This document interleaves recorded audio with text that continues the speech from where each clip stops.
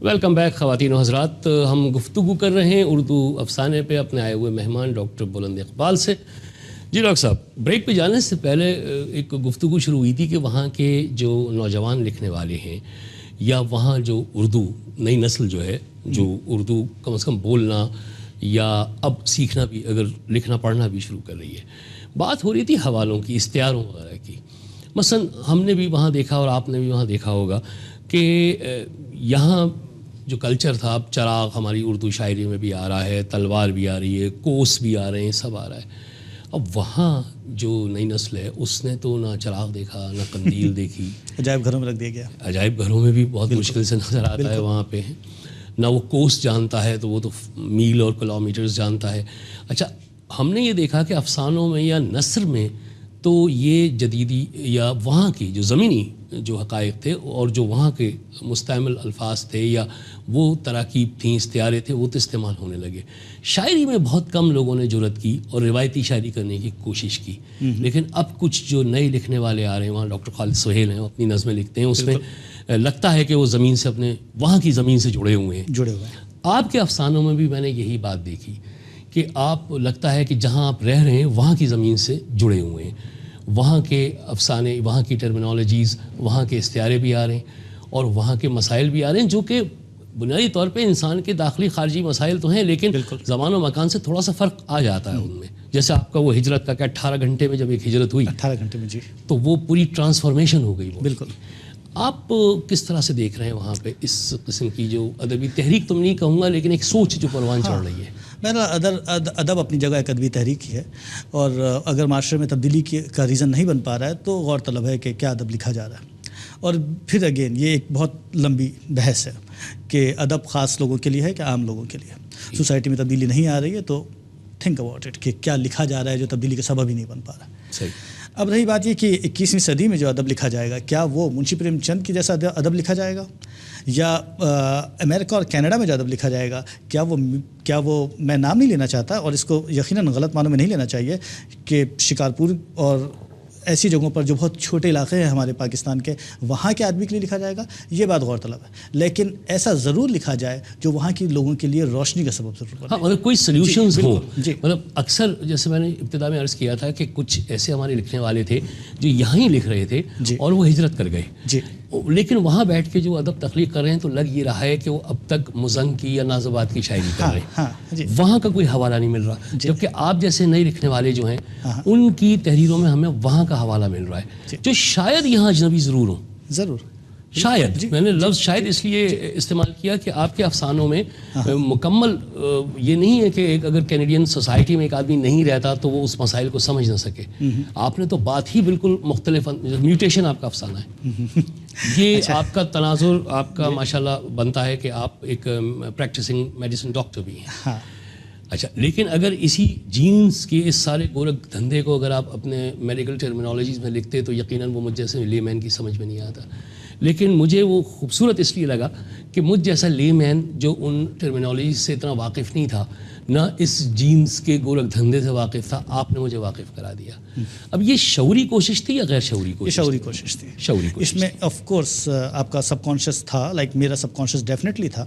شعوری کوشش آپ کو زیادہ ایک نئے ویژن کا سبب بن جاتی ہے, اور جب ایک نئے ویژن کی بات ہوگی تو پھر 21ویں صدی میں ہونے والی تبدیلیاں بھی نظر میں ہوں گی. سائنس کے اس پورے جو مغربی سوسائٹی میں تبدیلی کا سبب بنا ہے, اس پورے عمل کو آپ اس طرح سے نظر انداز نہیں کر سکتے. اگر آپ اس کو ادب میں شامل نہیں کریں گے تو یہ ایک طرح سے زیادتی ہوگی. سائنس اور آرٹ کا ملاپ, جیسے کہ میں نے پہلے عرض کیا تھا کہ آرٹ اپنی اعلیٰ بنیادوں پہ جا کر سائنس بن جاتا ہے. تو بالکل ایسی ہی بات کہ کیوں نہ ہم سوچیں کہ کوئی بھی جذبہ اس کے پیچھے کیا سائنٹیفک ریزن ہو سکتا ہے. جیسے کہ میوٹیشن, میں نے جیسے کہ آپ نے ریفرنس دیا میوٹیشن کا. میوٹیشن وہ جینیٹک تبدیلی ہے جو آپ نے دیکھا ہوگا کہ لوگ لنگڑے لولے پیدا ہو جاتے ہیں اور لوگ اپنا ان کا سیکس چینج ہو جاتا ہے, مڈل سیکس ہے جیسا. ایک زمانے تک ہمیں اس بات کا شعور ہی نہیں تھا کہ آخر کیا وجہ ہے, اور ہمارا معاشرہ جس طرح ان لوگوں کو یا ٹریٹ کرتا تھا وہ ایک بہت ہی بھیانک شکل ہے. اب سوال یہ ہے کہ آخر لوگوں کے شعور کیسے ہو کہ یہ چیزیں اپنی جگہ ضرور اگر مذہبی اعتبار سے قدرت سے جڑ جاتی ہے، قدرت کی جو بھی شکل ہمارے سوچنے کے زاویوں میں فکس ہوتی ہو، مگر سائنس کے نقطہ نظر سے اس کی وجہ کچھ اور بھی ہو سکتی ہے. تو کیوں نہ ہم سائنس کی اس وجہ کو قدرت کی اس وجہ سے ملائیں اور ایک نئی شکل ڈیولپ کریں، ایک سوچنے کا نیا پیرامیٹر جنریٹ کریں.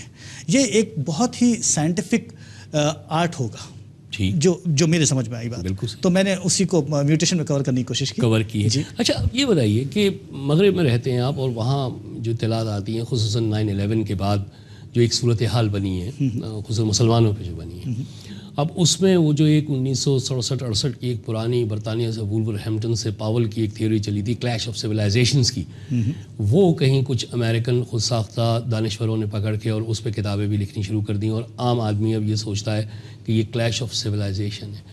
کیا یہ کلیش آف کلچر نہیں ہے؟ میں کسی حد تک متفق ہوں آپ کی بات سے. Clash of culture definitely civilization میں اہم رول پلے کرتا ہے.